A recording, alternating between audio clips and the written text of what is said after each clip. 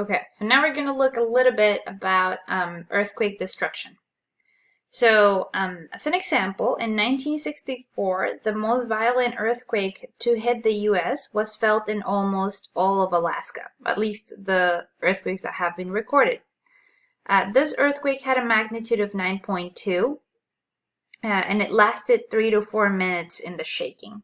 It killed 128 people and left thousands of people homeless, harming the state's economy very deeply.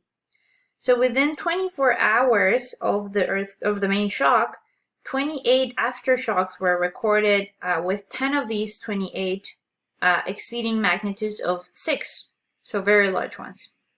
Many factors are going to then determine the degree of destruction that is going to accompany an earthquake. So the most obvious factor is going to be the magnitude of the earthquake, obviously, and the proximity of the earthquake's epicenter to populated areas.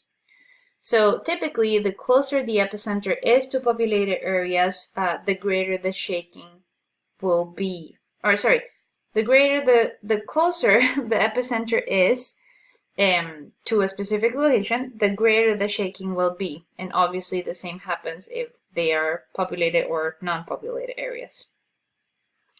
In certain areas, like when an earthquake happens in the stable continental interior in the Midwestern US, for example, like it happened in the New Madrid earthquake in Missouri, I think it was in 1812, it is felt through much larger areas than an earthquake that happens in earthquake-prone areas like California. And this has to do with many times the rock type that makes up the bedrock.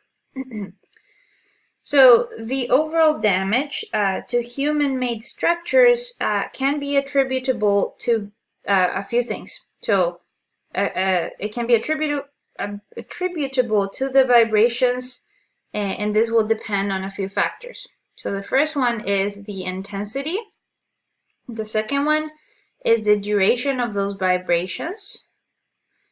The third one is the nature of the material on which the structures rest, so the bedrock basically, or what's underneath them. And then the fourth one is the building materials and the construction practices of the region, and this is a key one, and that's why I have it in a different color within the slides. So, for example, in the 1964 Alaska earthquake, all of the multi-story structures were damaged by vibrations. The more flexible wood frame residential buildings did the best, so they were not as harmed. So the building materials and the construction practices of the region, or basically just the building materials of the wood ones, helped them withstand the shaking quite well. However, the intensity of the vibrations and the duration of the vibrations caused much of the problem that this earthquake caused, as well as the nature of the material on which the structures rest, as we'll see in the next few slides. Okay, so although engineers have realized that buildings without steel rods to reinforce the structures tend to not do so well, some of the third world countries, some of the developing world, have a lot of the structures built with unreinforced concrete slabs or brick made out of dried mud, bricks that have been made out of dried mud. So these building practices, unfortunately, are the primary reason for the higher death toll in poorer countries such as Haiti and Nepal, which have been hit by relatively recent earthquakes when compared to wealthier countries like Japan or the US that have also been relatively hit by large earthquakes, but not seen as high of a death toll. So, although the whole region near the epicenter experiences about the same intensity of ground shaking, the destruction may vary considerably in this area due to the nature of the ground on which the structures are built. So the bedrock is very key.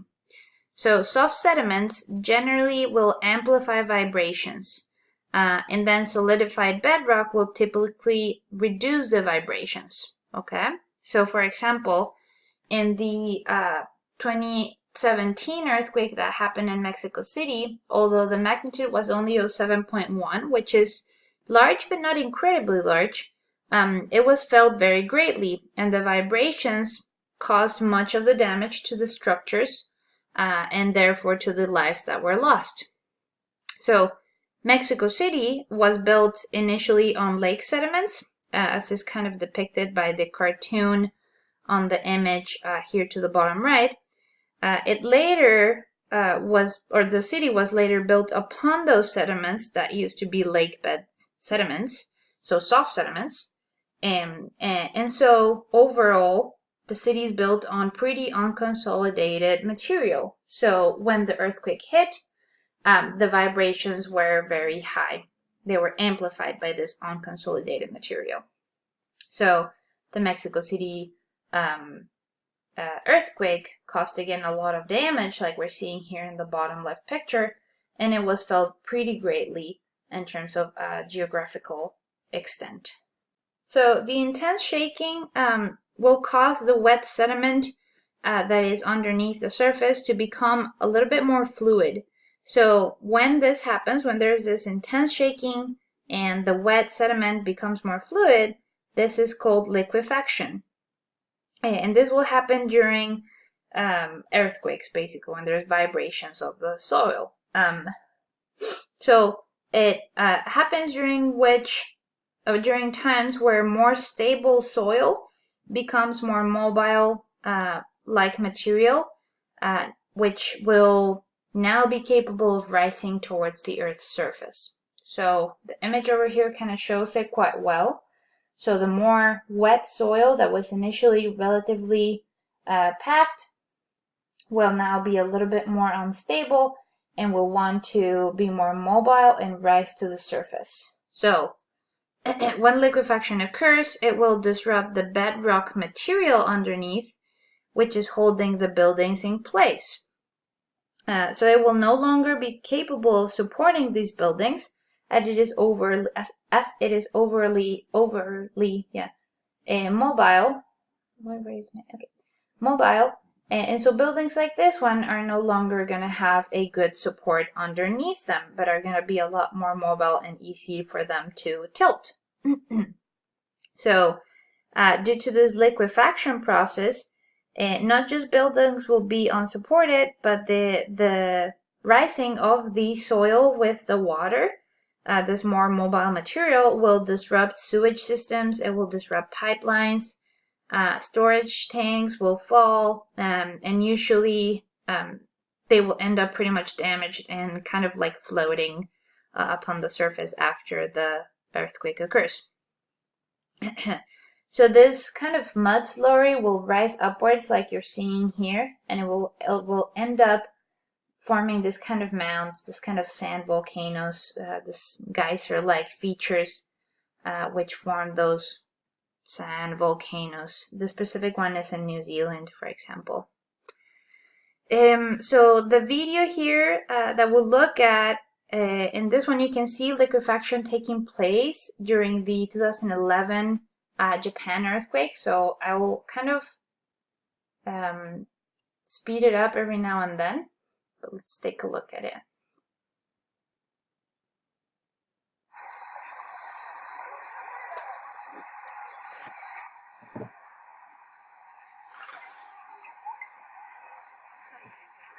So there you're seeing the more mobile material, which definitely looks like a mud slurry, rising up to the surface, making everything that's sitting on top of that layer a lot more unstable. So you're kind of seeing this even vibrate. Seeing those slabs of concrete fully vibrate.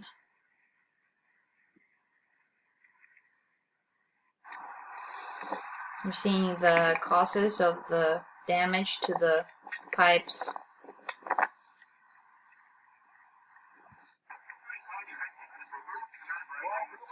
You're seeing the shifting there, the movement, due to the lower layer being saturated and mobile.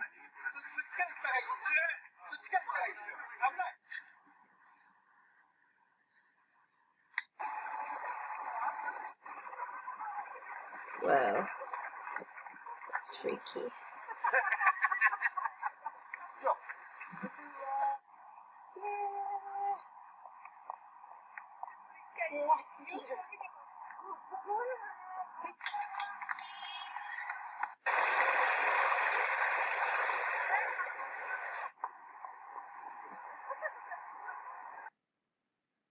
So we basically just saw in the video the effects of liquefaction, or what liquefaction process is and what it is doing when an earthquake takes place. So landslides and ground subsidence are the greatest cause for earthquake-related damage to structures. So for example, in Valdez, Alaska, from the 1964 earthquake, parts of the town actually subsided due to coastal sediments that was lumping into the ocean after the earthquake.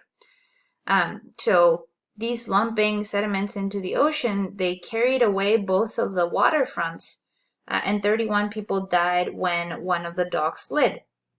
So due to this overall threat of ground subsidence in Valdez, the whole town actually was relocated to a more stable area about 7 kilometers away from that site.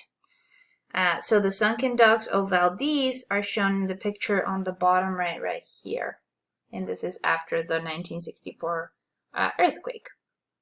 Much of the damage that was caused, for example, in Anchorage after that earthquake as well, was also attributed to landslides. So over about 200 acres of land actually slid towards the ocean when this layer of clay kind of lost its strength. And so it carried away with it a bunch of the material and a bunch of the structures that were on top of this material. Fire is another destructive effect from earthquakes.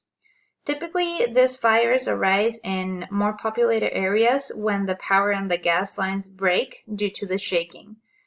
So a few examples of time when this has happened to a great extent are in the San Francisco earthquake of 1906, the 1923 earthquake in Yokohama, Japan, and in this century, there were some in Haiti in 2010, for example, as the image on the bottom left shows. So again, this happens due to the breaking of the power and gas lines, typically.